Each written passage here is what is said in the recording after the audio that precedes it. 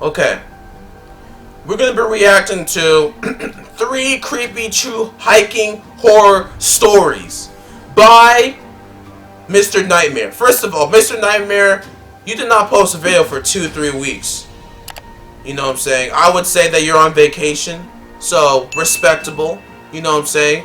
Everyone needs a break. I'm glad that you're back.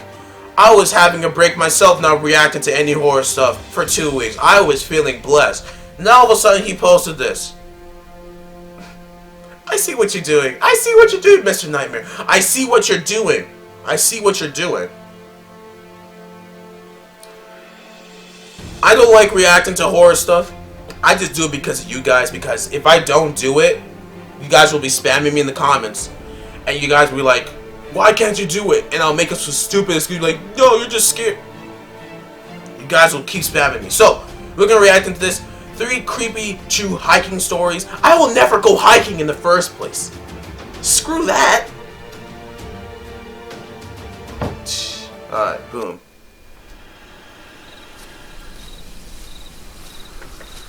Oh, you got me all the way. You got me all the way messed up. I once took a trek on the Appalachian Trail in Pennsylvania, which is the longest hiking-only trail in the world. Really? I went it alone just for fun. What? I went late in the fall, though, so it was cold and there weren't many other people hiking. In fact, I think I only ran into like 2 other people going the opposite way. The part of the trail I was on was in thick forest, and it was definitely a scenic walk. The trail ran alongside a small river, and nothing could be heard but the sound of the flowing river and the early morning birds chirping. Not for long. It was time for me to sit down and take a break, so I found a big rock sitting aside the river and sat down on it. I took a sip of my Gatorade, and then I could swear I was hearing a baby's cries coming from the distance. What? It was coming from further down the trail in the direction I was walking. Of course, I had to get up and follow the sound. No! I am bet off chance that running! a baby was stranded in the woods alone. As I walked further down the trail, though, it seemed like the baby's cries stayed the same distance away. This went on for like half a minute of walking fast before I gave up, and assumed it was somebody with a baby walking down the trail. Yeah, just keep going. I sat down on another rock I found on the side of the trail by the river. Eventually the crying seemed to just stop. Like, it didn't fade away really, it just stopped abruptly. I sat on that rock for 5 minutes, just taking in the nature and taking a few videos on my phone. That's when I heard footsteps approaching nearby. Expecting to see another hiker walking the trail, I saw some frantic-looking woman hurrying over to me.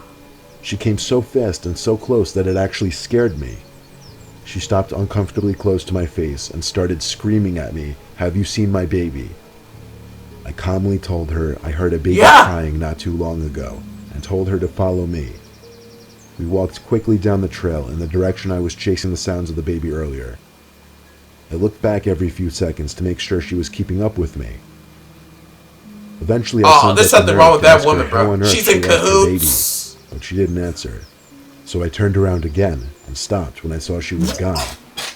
And the weird thing, she was right on my tail just 10 seconds ago. Oh, I screamed out for her a few times, but the only sounds around me were the sounds of the birds chirping and the river. Run! I figured even if she trailed off away from me, I would at least still be able to see her in the distance. I stood there for a long time deciding what to do next. Just move on with my life and continue the trail, or walk back and try to find this woman. I did one more quick 180-degree scan of the area we just came from. And what I saw next may not sound very disturbing, but it was disturbing to me in that very spot. I saw the woman standing across the river, arms hanging lifelessly at her side, and she was looking at me. Not saying anything, not moving a muscle, blank expression. Just standing like a statue, watching me. I had made up my decision right there, and that was to move the hell on with my life right there. I walked as fast as I could. I'm running! My calves hurt from walking so fast for so long. Eventually, I made it back to my car after looping around another trail. I cut the hike short after what happened. I was truly unsettled by it, and even started to question my sanity. Like, did that actually even happen? It seemed so unreal, and yet, at the same time, it felt real in the sense that I lived it. I just want to know if anyone else who hiked the Appalachian Trail had any kind of freakish experiences like this. You got me messed up! Oh my gosh! She was in cahoots! I have a preserve by my house since we live in a highly populated suburban area and there isn't much green. It's a huge preserve with miles and miles worth of biking and hiking trails. So long story short, one night in 2016 at like 11 at night, I decided to go for a run. I'm weird in the sense that I like to avoid people when I go for runs. That's just how I am. I held my phone with a tight grip with the flashlight on and started my run at the edge of the preserve onto the dirt hiking trail. You're stupid. I felt I had more energy running at night. Why? It was weird. I don't know how to describe it. When there's people that can kill you? There were no lights at all. It was all just nature. Hunt you down? There was also a dead body that came up in the previous week in the preserve. What? But I didn't really let that concern me Really? much, since I live in one of the safest neighborhoods in the state. Pause. So a dead body was found last week at the same place that you're hiking right now. And that did not tell you to, maybe I should not go on this path. You're stupid. You're stupid. It's like me saying right now. It's like me saying right now that there was a dead body at this so location. And I have to go back the next day. I'm not going back the next day. I'm taking a few days off. It was also a weeknight, so there was literally no one else in this preserve but me. Well, that's at least what I thought. I got tired after about 10 minutes of running. Yeah, I used to be out of shape. I had to catch my breath, so the first bench I found, I sat down. You're still out of shape, mentally. I have to admit, it was creepy as hell being in a pitch black preserve like that all joking. alone. I don't It feels the understand. That same doesn't as make any being sense. alone in the middle of a forest. There were weird sounds coming from all around, and to be quite honest with you, it was scaring me. Yeah, then Of course, you most run. of them were animals, so when I heard leaves and sticks crunching nearby, I assumed it was a raccoon or fox or something. But No! everyone's worst nightmare came true when I noticed something tall hiding behind one of the trees.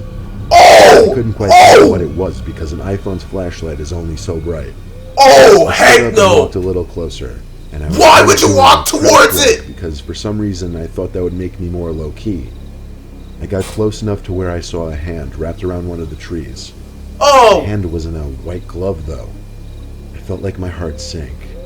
Like I was suddenly in a life The or death murderer is situation still there. before I could even see who was behind that tree.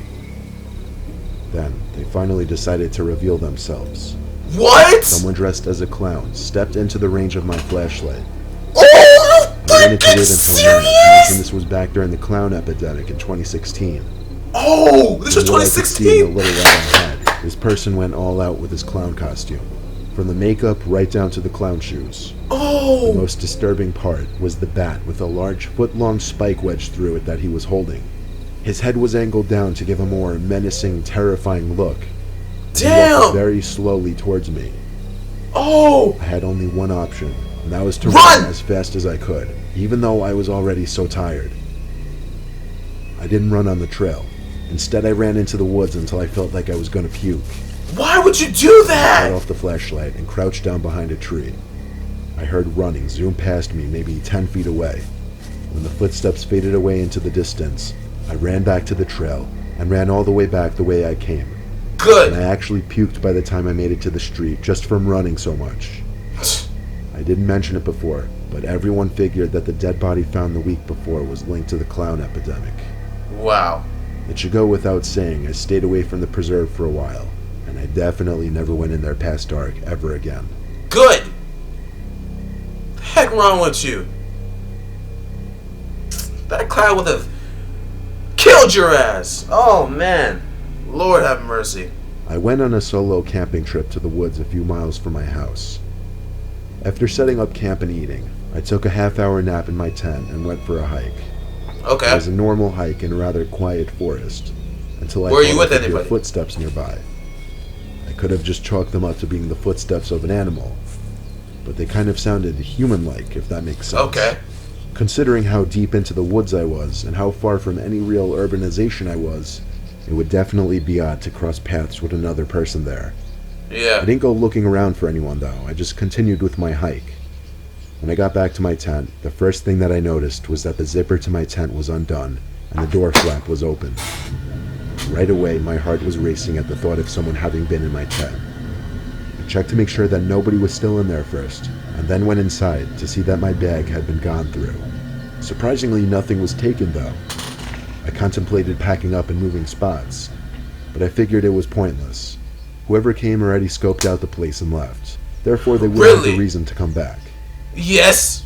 Fast forward to that night when I finally got in my tent to go to sleep. A few minutes after getting in my sleeping bag, I would just pack up and go! The first time I heard it, I had no idea what it could be. But the second time I heard it, it sounded like a staticky breathing sound. I sat up and looked around my tent, and at that point it went silent. So after sitting up with my heart racing for a decent while, I laid back down and tried to move past it. But after not even having my eyes closed for 10 seconds, I heard it again. Some kind of grainy, staticky breathing noise. I started digging through my bag and found something I knew for certain I didn't bring with me. I pulled out a huge, archaic-looking walkie-talkie type thing, and the static was emanating from that. I instantly associated it with the footsteps and whoever searched my tent. Oh, heck no. All I was thinking was, why would they put that there? Just then, the static stopped. Call you. The breathing sound once more, coming from an unintelligible whisper. I heard the words, "I'm outside your tent." Oh! It's crazy how in just a couple seconds, your whole world can change, and how your whole body can become overcome with fear. I frantically pressed buttons on the oversized walkie-talkie until it finally seemed to turn off. Then, I heard something hit the ground outside. Something heavy. I had a choice. Do I stand ground and protect my belongings and myself, or do I make a straight dash for the dash? truck? 200 on that dash! Something else hit the ground right outside the tent. I chose the latter and made a run for my pickup. I left behind my tent, my sleeping bag, and other equipment. But in reality, none of that stuff really mattered when my life was potentially on the line. Who cares? For all I know, it was some kind of trap to just get me to leave all my stuff behind for them to take. Or it could have genuinely been someone who intended on harming me. Damn. I think both. I feel like the guy was trying to mess with you, but a sick, messed up way where he can just take all your stuff by creeping you out. But the thing is that, where did the guy even come from? Where did the guy even come from? He came out of nowhere, unless he had some other camp somewhere else. Man, this is why I don't go hiking, bro. Like, we can go hiking if you want to. I'm all down for it, but I have to be with 4 or 5 other mans to go hiking. If there's 2 people only, I'm not going. If there's 3, I don't know. 4? Okay. 5? 6? I'm on board. I'm not going where there's like 1 by myself, 2 people. And if we're going, we're not staying the night. Heck to the no. We are not staying the night. We are leaving that same day. Alright. You feel me? Got the nice merch. Shout out to Lael Hansen. I keep saying Lil. I don't know why. Lil Hansen. Lil Hansen. That would be her new rap name. Nah, but seriously. Shout out to Lael Hansen. You feel me? Cute ass for the video. That was weird. For the merch. You feel me? Shout out to you guys for reacting to this video, watching this video. If you guys want me to react to more of these type of scary videos, stories in the future, please don't. But if you guys want me to, smash that like button. Let's see if we can aim for 100 likes on this video. Love you guys so much. And yo, bro, I'm done. Peace.